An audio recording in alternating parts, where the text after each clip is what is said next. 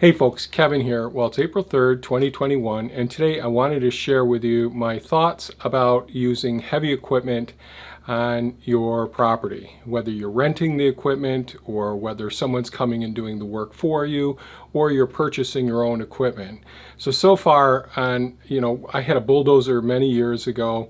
I have Bumblebee, the mini excavator that I've had for several years. Last year we broke down and bought a used skid steer, that's Hound, and I've had Optimus Prime, the front end loader on an old David Brown or Case 995 tractor for many years, almost 40 years now. And I've had other pieces of equipment besides these. And so I've gotten to be pretty proficient using these pieces of equipment. But over the years, for quite a few years, I have a good relationship with a family that has their own heavy equipment operations. They put in foundations, swimming pools, and they did much of the work, most of the work around here, digging the foundation for this building, digging the foundation for the coop and greenhouse area, the root cellar, all of those things, and many more. And one of the reasons I'm bringing this topic up today is because I know that we have some viewers who are interested in doing some development on their own property. They may rent a piece of equipment, they might hire someone to come in and do a job, or they may actually break down and buy the equipment themselves and get to experience with it and then accomplish different missions. Now I have some jobs that I'll be doing later on this year, like I'll be putting in some trenches for water lines, I'll be putting in trenches for some power lines, and I'm always doing transplanting, even pretty large trees, using Bumblebee, the mini excavator, modifying swale systems, putting in new swale systems. Last season I expanded a pond 7. So there's always, once you have a piece of a heavy equipment, you say, oh God, this saves me so much work and all. But a piece of a heavy equipment, if not used at the right time, with the right circumstances, and utilizing the right attachments of the right piece of equipment, it can be more costly and more time consuming, and actually can have a long-lasting negative effects. And the reason that I actually triggered me to create this video is because our town over the last several years, so we've had more and more backhoe dug wells all around where I live, where people have been running out of water and all. And that's just been going on for probably a decade. And over the last couple of years, our town had acquired enough money, and our taxes are all going up as a result as well, but they're putting in water lines in different districts. And so this last week, they started a new installation of water lines along our road, Stony Robbie Road. And so we live in a very cold temperate climate, so we have lots of snow during the winter months. We have lots of rain typically in the fall and in the spring. Sorry, I just got out of the shower, so I'm perspiring and still a little bit moist from the shower. And we need to bury our water lines down at least 4 feet. And so that's one of the things that I guess some information to be aware of going into this conversation. And I've had bad experiences like what we're having right now, but the outfit that's actually putting in the water line, I have a fair amount of respect for. They do really, really well. And as I mentioned before, right next door to us is the old town dump, but it also was the town resources for gravel, and this company came in. They outbid us, and they bought that property, and it's a big gravel mining operation. And they have a trucking company and lots of heavy equipment, and they have jobs all over the place. And on the other side of them is another big gravel mine as well. So I guess what I'd say is that these folks who run this operation got the bid for putting in the town's water lines here. And they do a good job. I think the workmen are very professional and do a great job. But they're working under a time constraints, and they have restrictions as far as what materials that were designated in the town's contract to set up the water line. So they started at one end of our road, which is the closest end to our property, and they're working the way up, and then the weather called for lots of rain. It was some warm days.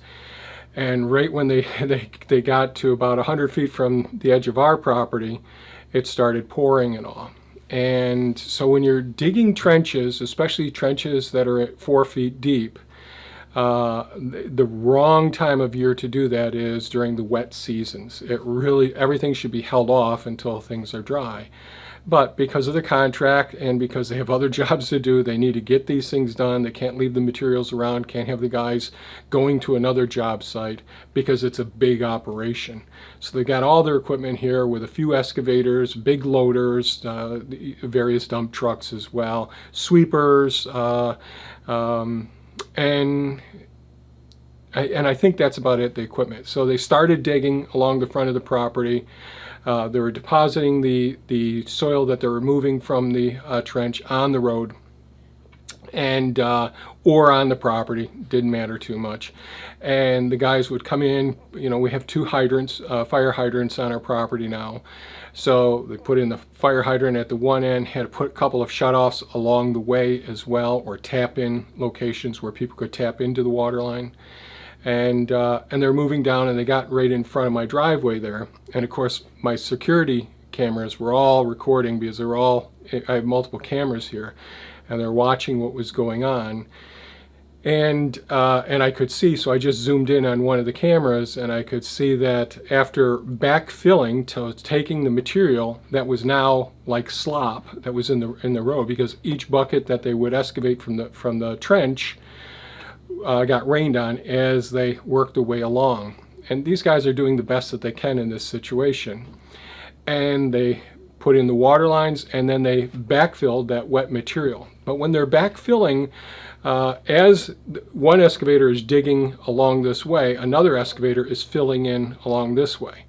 And as the rain increases, the water level inside of the trench increases. So as they fill in the side, yes, some of it gets trapped in that dirt that they're backfilling, but the water just keeps getting pushed up the trench. So when it got right up in front of my place, I could see it was well over 1.5 feet deep. And they backfilled the rain soaked material that they dug out of it. And then the gentleman, you could see, just like I've done in my videos, you take the track of the excavator or a skid steer. In this case, it was a large excavator. And the tracks are really designed. I really like tracked pieces of equipment, it's like on the excavators and skid steers as opposed to wheels, because they really displace the weight. It distributes the weight so much that there's much less chance of you disturbing the soil or sinking in. That's one of the advantages of using a big piece of tracked equipment. Well, as soon as he got over in front of the driveway, his excavator started tipping sideways, and he had to use his bucket on his excavator to get himself out of there. So I started heading up the driveway at that point, and you could see the guy was annoyed that the excavator operator was a bit annoyed and all. And so I went up and I talked to him. I said, look, it's way too soft. I could see you're sinking here. You need to dig this out. And he was already starting to dig it out. And I think we need stone in here, some good, like #1 stone, preferably some flat #1 stone, so it would really distribute the weight, or #2 round stone that's just readily available here. And he said to me, he said, hey buddy, we do this with all of them. We're going to put the stone in. You're going to be all set. Don't worry, we don't have any problems. And so it was rather dismissive. He was polite, and you could see he wanted to get right back to work and get moving. And so I said, okay, there's no sense in trying to persuade him anymore. So I came back and I called called the office. Long story. The supervisor was supposed to call me back. A couple hours later, I called again. The supervisor did speak with me. I told him the situation. He said, I'll come out and take a look at it. So he came out and took a look at it. And then he brought another guy back who operated the excavator, dug out the area, put some stone in there, put a lot of gravel in there. Really, they probably spent an hour and a half in the front of my driveway. With big pieces of equipment, that's a significant amount of time. And they did a pretty decent job. So I did go up yesterday and I shot a little bit of footage going down the area. So what happens is when you're in a country setting like we're on, like my neighbor, he's got a great big combine, tractors, big pieces of equipment. There's the big dump trucks and heavy equipment coming on trailers going to these gravel beds all the time. And then you have the big dual dump trucks that are hooked together, running in tandem and all. And so it's not uncommon for, especially if I'm going up on the road and going down to the road alongside of the property and working down in that area, that I'll pull off and have one set of wheels or one set of tracks off the main road because another piece of equipment is coming by and I want to give everybody plenty of room, and then there's people that want to pass you going on a road. So it's not uncommon for me or for farmers and all to slip off to the edge of the road, and if anyone's to do that in the next year and a half, they're going to sink in the area where it was completely saturated. And that's really the main reason I wanted to mention this, is that you could see in the video that I'll probably intermix in my talking here. You can see where the front tire of a car just slipped off a couple of inches onto the shoulder of the road, and you could sink down quite a bit. And that's after backfilling gravel on top of the fill that's there. So that is a big concern. And I'll share with you one quick story. So many years ago, Thea and I had horses here, and our whole front pasture area was put in. And when we dug and we did our water line and power line coming down to the house from the main road, it went right along where the horse pasture was. And it was pressure treated posts with hemlock boards on the fencing. Very nice setup and all. But one of the horses got spooked one time, went right through the fencing, ran up along the driveway, and started to run back alongside the fence, and darn near broke his leg because his limb went all the way down to his breast once he hit that trench area. And because there's a slope to the property, it had rained after the trench was open that night, after me putting the water line, the power line in, and then me backfilling the next day. And this was close to a year after the trench had been backfilled. So now, I'm not saying that you shouldn't do any work in the rain. Anybody who's operating heavy equipment is going to say, it's best if we wait until the ground really firms up, then we come in, we'll dig your foundation. The walls are going to cave in if we don't do it, properly and all.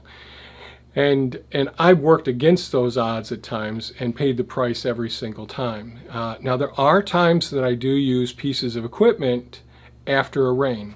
So when I'm digging big hugelkultur pits, and I've made videos about that in the past, and I'm backfilling all the materials, one of the benefits of having a slurry of the backfill is being able to fill the voids between all the trunks and the limbs and all. And so often, after and I never do this during the rain when I'm doing a hugelkultur system, I'll backfill the whole area, pack it down real well. And then when a rain happens, I'll look and see if there's any places where there's little bits of water disappearing instead of going down the slope. And I'll know that there's some voids down in there that the water is opening up. And during a rain event, working the soil back and forth over the surface of that area, that'll allow openings, and it moves some of the limbs and some of the trunks. It moves them enough, just small enough, so that the sand in our property is mostly gravel, and there is some sand there. The sand and the small particles will work their way down and fill those voids in between the limbs. And it can take as much as 3 years for something to get completely void free and all. And so there are times that I do some what I call top dressing work during rain with pieces of heavy equipment. But with respect to digging trenches, that you're going to be putting water lines, gas lines, power lines in, data lines in, I always recommend waiting until you've got the ground nice and firm and there isn't a lot of moisture in there, and try to get it finished before a big rain event. So I think that's all I wanted to say. I wanted to share those thoughts about those folks who are heading into a job and even hiring someone. Make sure you take those extra steps, especially if you have large animals or you're going to be driving over the area in the future.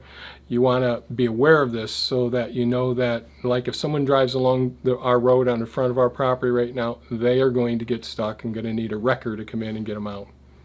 So if you found this video of value, please give us a thumbs up, share it with your friends. And if you have any comments or suggestions, put them down below. I always like to go through those. And by all means, folks, stay safe and take good care of yourselves. Bye-bye now.